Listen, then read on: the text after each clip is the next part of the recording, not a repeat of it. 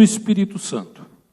Uma das coisas que muitas vezes é mal interpretada, e às vezes também existem até heresias, e existem cobranças, por não se aterem àquilo que diz a palavra de Deus.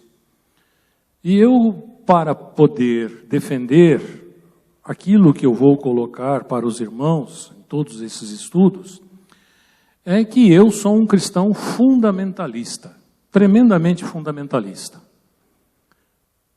A saber, não aceito nada que não esteja na Bíblia.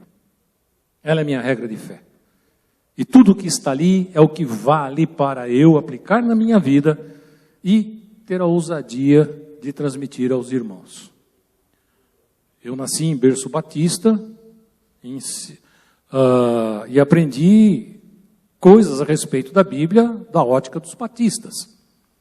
Mas o Espírito Santo fez algumas coisas comigo que os batistas me puseram para fora. Aí eu devia ficar na Assembleia, mas a Assembleia é muito barulhenta, eu não gosto da Assembleia por causa do barulho, mas gosto muito da doutrina deles. E eu estou aqui nesta igreja, com a graça do Senhor Jesus, porque tudo o que eu tenho visto ser pregado aqui é bíblico. Porque se isso não acontecesse, eu não ficaria aqui. Então eu posso dizer que eu sou irmanado com as pessoas, com os queridos que estão aqui, porque estamos fundamentados no mesmo entendimento, ok?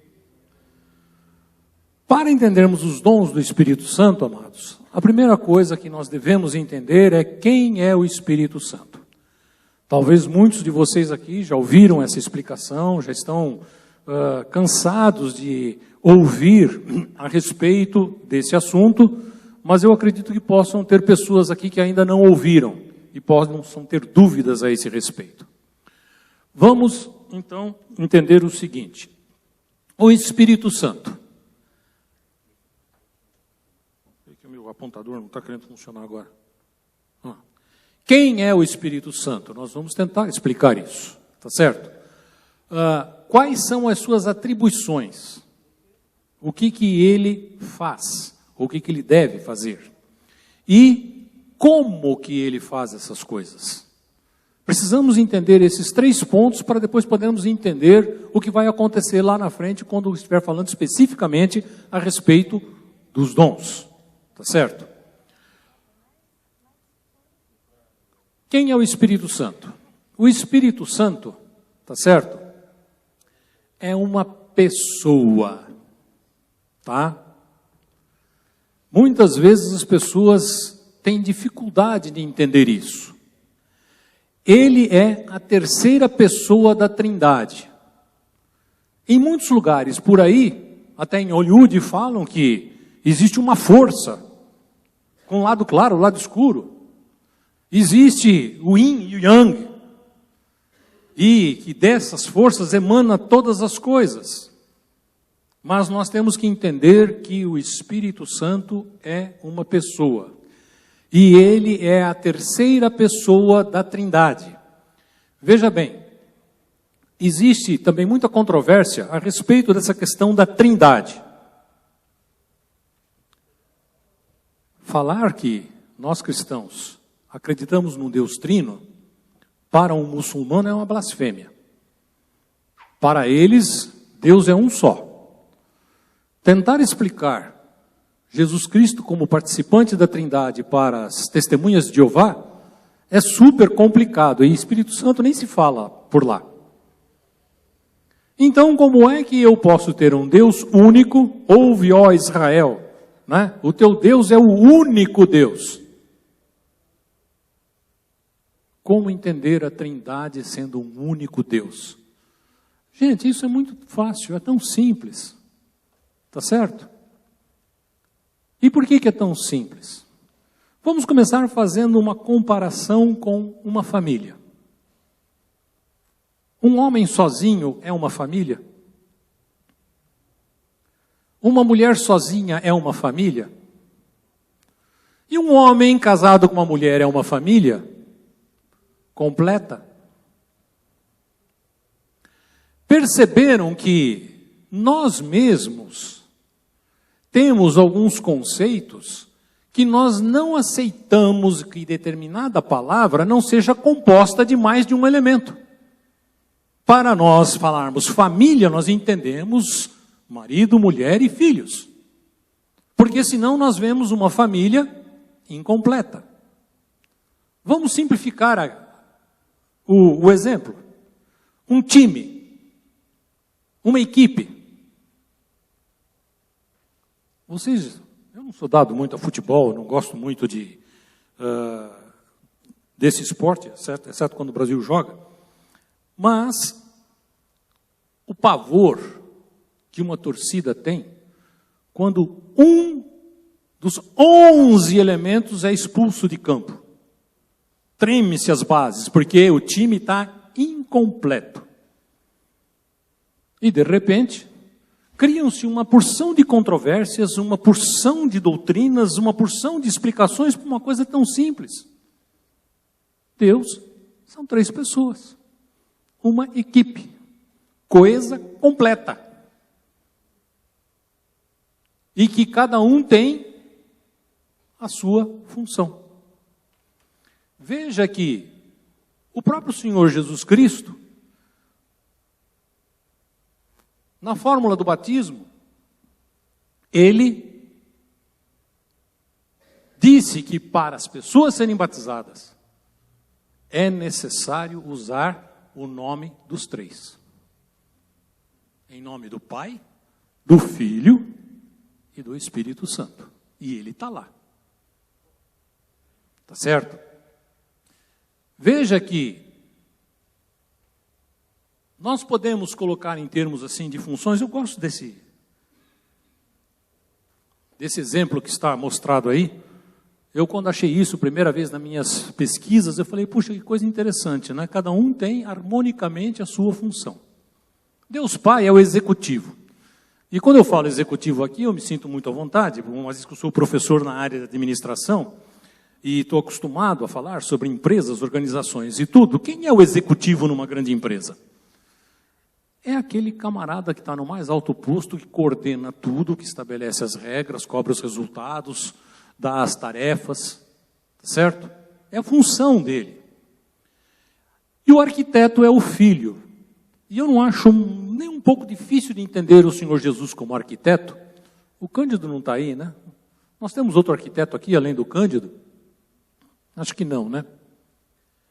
Porque o arquiteto é aquele que dá forma, que cria, estabelece como as coisas devem ser. E lá em João está, no princípio, era o verbo, né? Por ele foram feitas todas as coisas. A concepção, como tem que ser, né? Como é que nós vamos organizar tal coisa? E por último nós temos o Espírito Santo, que é o empreiteiro. Ele mete a mão na massa e faz. Tudo aquilo que Deus Pai determinou, que o Deus Filho concebeu, o Espírito Santo executou. Simples desse jeito. Veja bem, esse termo, né? Gênesis 1:2, talvez seja a primeira vez que se faz alusão ao Espírito, de maneira distinta. Porque a concepção já estava feita pelo Filho. Mas isso precisava vir à realidade. E diz que o Espírito de Deus se movia sobre a face das águas. Esse se movia, né, na realidade, em termos do que significado do verbo, nós temos isso daqui. Em hebraico, o termo seria merashephet, ou merashephet, eu não sei pronunciar isso aqui, gente, me desculpe, tá? Mas aqui, ó, o Espírito de Deus pairava, né? Fazendo alusão aqui, inclusive, à pomba, que nós vamos ver depois lá com João Batista, né? Sobre a face das águas. esse verbo tem esse sentido, de pairar, estar por cima. Mas o interessante é que no aramaico, nos tempos de Jesus, essa mesma palavra era menashva. E menashva tem o sentido de pairar, mas também tem o sentido de uma ave chocando ovos. Que coisa interessante, né? O Deus Filho criou a forma toda, colocou lá, e foi o Espírito Santo que foi lá fazer com que a coisa gerasse e se transformasse no projeto final. Então é essa a ideia, que o Espírito Santo ele chocou o universo, segundo orientação de Jesus, de acordo com a vontade do Pai. Que coisa fantástica, não, gente? Que harmonia, que coisas, vamos dizer assim, muito bonitas, harmônicas, a respeito de como a Trindade age. Veja bem, muitas pessoas e muitas outras igrejas aí também costumam deixar o Espírito Santo de lado, como se ele fosse um acessório, ou um participante da Trindade de menor importância. Não é isso. O Espírito Santo tem todos os atributos de Deus. Como é que isso funciona? Primeiro, ele é eterno. O que diz lá em Hebreus 9,14? Vamos abrir, gente. Agora vai começar a lição de casa. Lição de casa não. Tarefa em sala de aula. Eu vou judiar agora um pouquinho dos irmãos nessa questão de vocês procurarem a Bíblia. Eu estou usando a versão NVI e vou poder mostrar aqui para vocês que a palavra de Deus mostra a divindade do Espírito Santo em vários lugares, independente de ser no Novo ou no Velho Testamento. Em Hebreus 9,14, né? Quanto mais, então, o sangue de Cristo que pelo Espírito, letra maiúscula, pneuma, eterno se ofereceu de forma imaculada a Deus, purificar a nossa consciência de atos que levam à morte, de modo que sirvamos ao Deus vivo. Espírito eterno, tá? Onipresente. Gente, isso daqui é uma coisa difícil para o nosso entendimento humano. Como é que uma pessoa pode estar em todos os lugares ao mesmo tempo? Eu não sei. Confesso para vocês que eu não sei. Mas a Bíblia diz que ele é onipresente, então ele é onipresente. No momento que ele está aqui conosco, me ajudando nessa palestra, ele também está em todas as demais igrejas. E ajudando. E está em todos os continentes. E está em todas as nações. Salmo 139, 7, 8, 9 e 10, acharam aí? O que diz lá? Para onde eu poderia escapar do teu Espírito? Novamente, Espírito escrito com letra maiúscula. Veja que eu estou dando ênfase nesse Espírito com letra maiúscula, porque toda vez que a Bíblia está escrito Espírito com letra maiúscula, está se referindo ao Espírito de Deus. Aliás, quando nós lemos a Bíblia, meus amados, e é onde eu digo que eu sou fundamentalista, nós temos que prestar atenção em todos os detalhes. Como que a coisa está escrita? Aonde tem ponto, aonde tem vírgula? Porque se nós não levarmos em conta a forma da frase, nós vamos entender a ideia transmitida pela frase de uma maneira errada. Por isso que a gente tem que ler a Bíblia e meditar. E às vezes ler um versículo várias vezes para tentar pegar o sentido exato dele. O que ele está falando. Então aí está escrito. Para onde eu poderia escapar do teu Espírito? Para onde eu poderia fugir da tua presença? Se eu subir no céu, lá estás. Se eu fizer a minha cama na sepultura, também lá estás. Se eu subir com asas da alvorada e morar na extremidade do mar, mesmo ali a tua mão me guiará e me susterá. Não existe lugar nenhum que nós possamos estar que o Espírito Santo não possa estar também. E, aliás, ele tem uma vantagem, né? É que ele pode ir para muitos outros lugares que a gente não pode. Ele pode ascender aos céus. Ele pode, talvez, até visitar outros planetas, se quiser. E nós estamos aqui. Não temos essa capacidade dele. Ok? Onipotente, que é outra atribuição da divindade. Né? E aí eu escolhi o trecho de Lucas 1,35, que é uma palavra. Deixa eu achar aqui o meu cursor, porque senão eu não vou.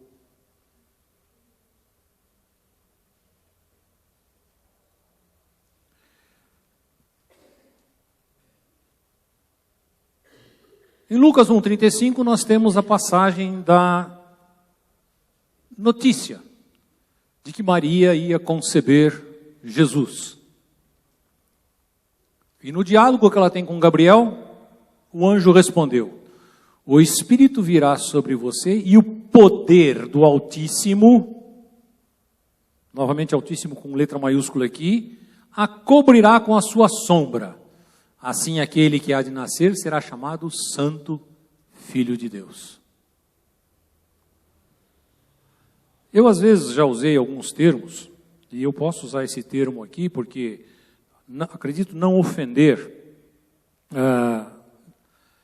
determinadas crenças de outras religiões. Mas eu creio firmemente que Maria foi o primeiro caso no mundo de barriga de aluguel.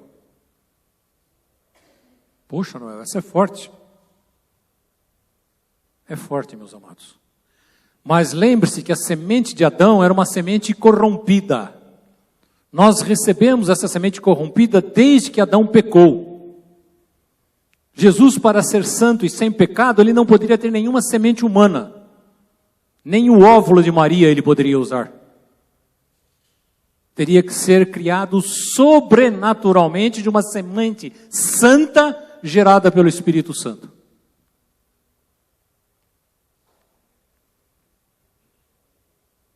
Então, assim, o segundo Adão não tinha a corrupção do pecado que nós temos. Por isso que a Bíblia é tão enfática quando diz que Jesus não tinha pecado. E não tinha mesmo. Não tem a herança adâmica. Onisciente, outro atributo da divindade. E nós vamos ver agora 1 Coríntios 2, 10 e 11. 1 Coríntios 10, capítulo 2, versículo 10 e 11, diz o seguinte: mas Deus o revelou a nós por meio do Espírito. O Espírito sonda todas as coisas, até as coisas mais profundas de Deus. Pois quem dentre os homens conhece as coisas do homem, a não ser o Espírito do homem que nele está? Veja que agora esse Espírito do homem é letra minúscula. Aquilo que eu estava falando para vocês. Tá? Da mesma forma, ninguém conhece as coisas de Deus, a não ser o Espírito de Deus. Com todos esses atributos, gente, nós não temos nenhuma chance e é impossível nós dizermos que o Espírito Santo não é Deus.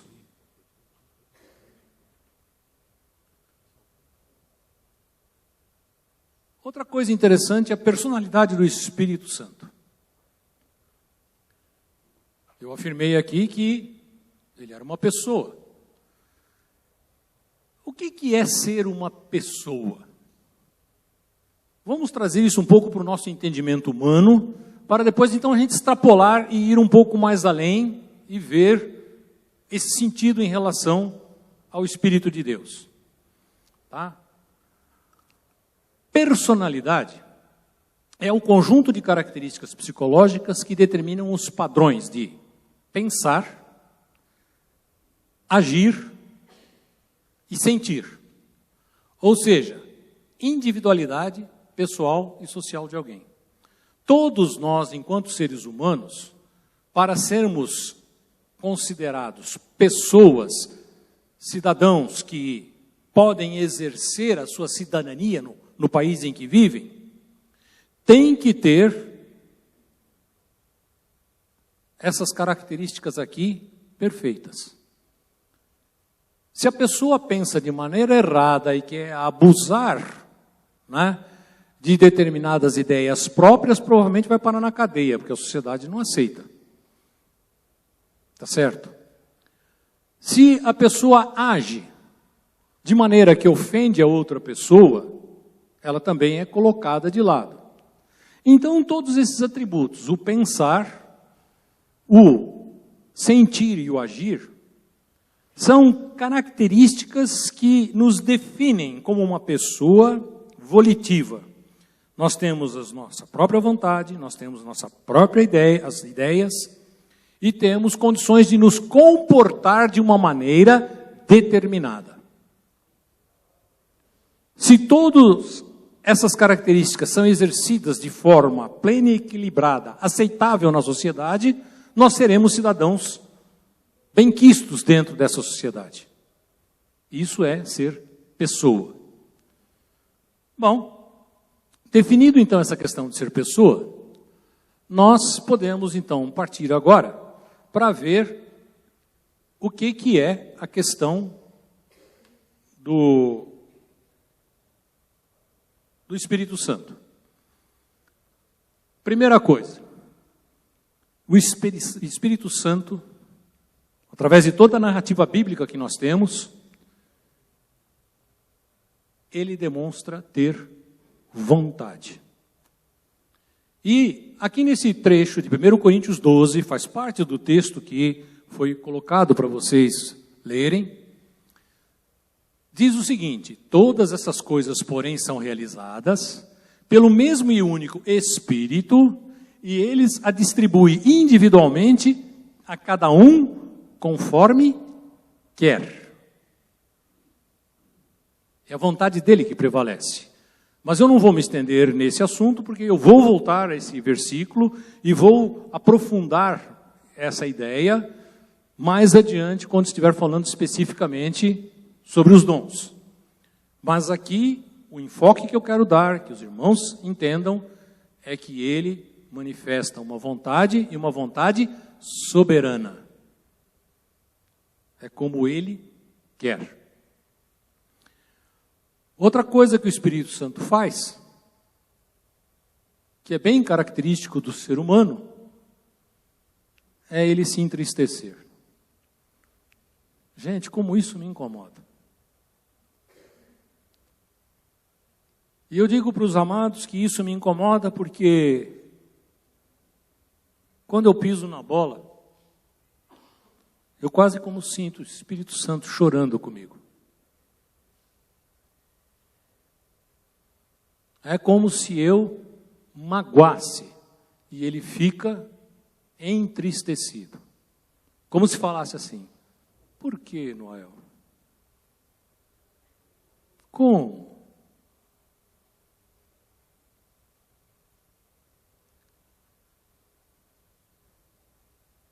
Isso lá em Efésios 4:30, está escrito: não entristeçam o Espírito Santo de Deus, com o qual vocês forem selados para o dia da redenção.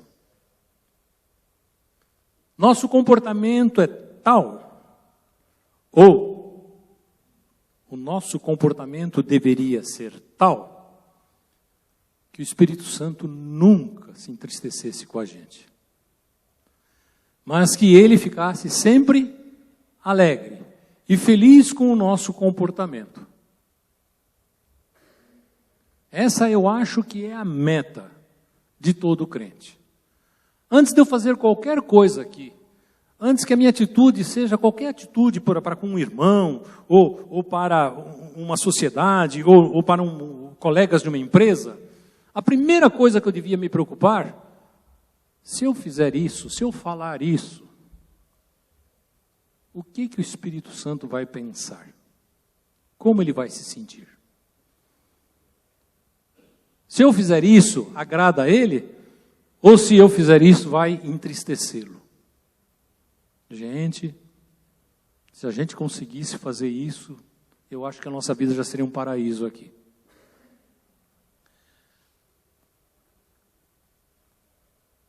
Eu quero chamar a atenção dos irmãos para essa palavrinha aqui, ó.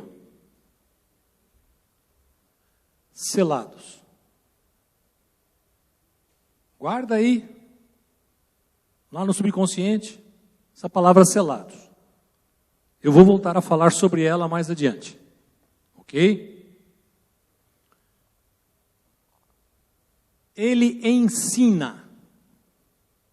E aí eu garanto que eu sou uma pálida e torta expressão daquilo que ele é capaz de ensinar.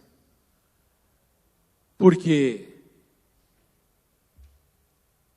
em João 14, 26 diz o seguinte: mas o conselheiro, o Espírito Santo, o que o Pai enviará em meu nome, lhes ensinará todas as coisas e lhes fará lembrar tudo o que eu lhes disse. Ou seja, em muitas ocasiões, nós precisamos prestar atenção naquilo que o Espírito Santo está falando conosco. E eu, às vezes, eu tenho assim, na minha mente, que ele não devia falar comigo, ele devia berrar. Não é o que eu estou falando. Mas sabe o que ele faz? Noel, presta atenção. Você deve fazer desse jeito. É uma vozinha tão suave, é uma vozinha tão meiga, tão cheia de amor, que às vezes passa desapercebido. E a gente não nota, vai em frente, faz a besteira, depois vai chorar. Porque ele não nos trata com violência. Ele é manso. Ele ensina com carinho. E o mais interessante é que para a gente aprender, a gente tem que aprender a ouvir e querer obedecer.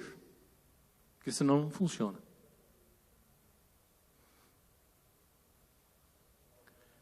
Como guia. Aqui o Senhor Jesus está falando, né? Quando o Espírito da verdade vier, eu vou voltar a falar sobre essa vinda do Espírito mais tarde, ele os guiará a toda a verdade, tá? A ideia aqui, que eu imagino, é realmente do pastor de ovelhas, né? Que tem o cajado na mão. E então a gente vai caminhando, e ele com o cajado vai dando batidinhas para a gente não sair do caminho. E novamente eu insisto em dizer para os irmãos, ele é meigo, ele é suave, ele faz isso com amor. E nós precisamos estar atentos ao toque dele, para seguirmos o caminho que ele está nos mostrando. Vamos ver se eu passo rapidinho isso daqui, que uma das coisas que eu estou disposto, meus irmãos, é que o assunto é grande, eu tenho muita coisa para falar para os amados, mas eu não quero fatigar os irmãos, eu não quero atrasar a minha palavra, de tal modo que os irmãos fiquem aqui até tarde da noite. Eu vou terminar exatamente no horário. Se tiver que andar um pouquinho mais depressa, um pouquinho mais devagar, eu vou fazer isso, mas para que os irmãos possam estar, vamos dizer, saindo daqui num horário adequado, porque eu sei que todos trabalham amanhã. Eu não, porque eu estou desempregado, mas tudo bem. eu tenho que pensar nos irmãos, não em mim, tá? O Espírito Santo ampara. Da mesma forma, o Espírito nos ajuda em nossa fraqueza, pois não sabemos como orar. Romanos. A carta de Romanos é fantástica, né? E aqui ele fala que nos ajuda até com gemidos inexprimíveis. Eu não sei se já aconteceu com os amados, mas comigo já muitas vezes, quando você está assim numa tribulação muito grande, que você quer pronunciar uma palavra e não consegue. O máximo que você pode sentir é um gemido interior. de pedido de socorro. É isso que o Espírito Santo faz pela gente.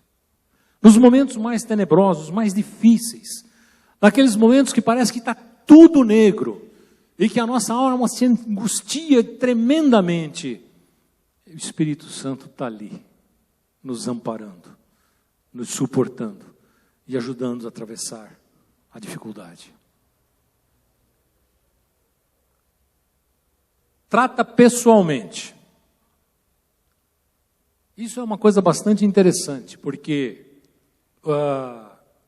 aqui na fala de Estevão, né, ele se reporta ao passado e fala: povo rebelde, obstinado de coração e de ouvidos, vocês são iguais aos seus antepassados, sempre resistem ao Espírito Santo.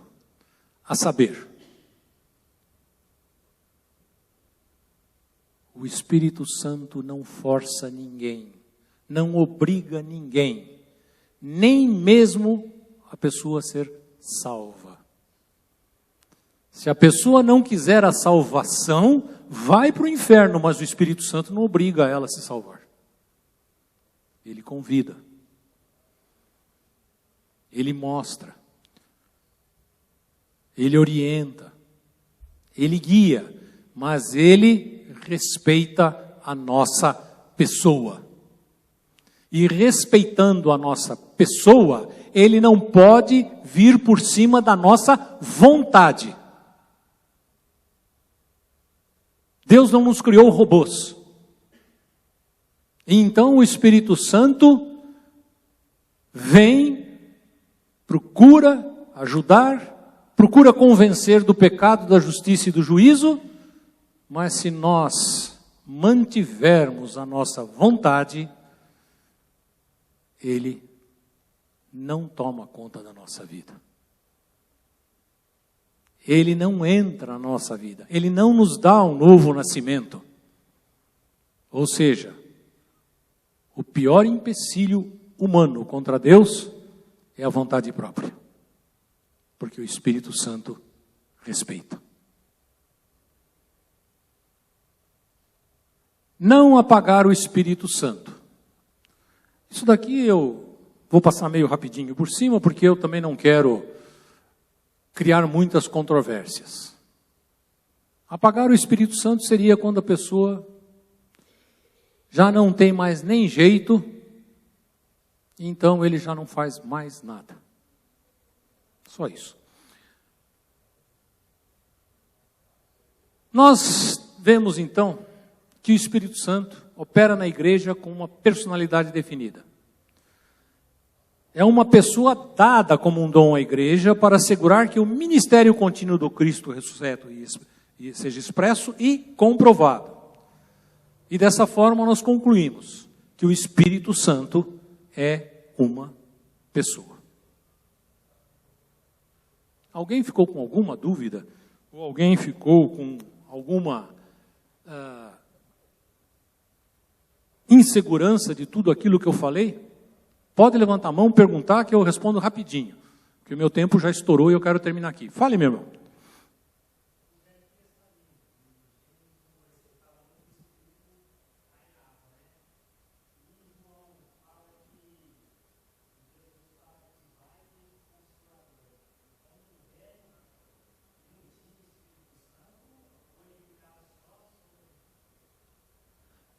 Que pergunta legal.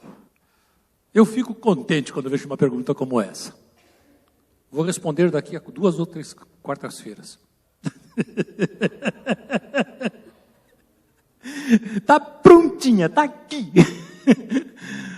Porque, por favor, hein, amados, presta atenção no que ele perguntou. Porque isso aqui tem uma explicação que vai vir daqui a uns dias, que vai responder exatamente isso que ele quer. Por isso que eu não quero falar agora, tá certo? Mas eu estou falando, chamando a atenção dos irmãos aqui, porque ele fez a pergunta, é uma pergunta genial, e eu quero, quando eu entrar no assunto, todos se lembrem que foi ele que perguntou. Mais alguém? Faz uma pergunta agora que eu respondo agora, né? Não uma porque eu vou responder depois. Vamos lá, gente. Estão parecendo os meus alunos na faculdade? Na faculdade, eu digo assim, não pergunta, senão ele responde, né? E a resposta pode ser cumprida, né? Pastor.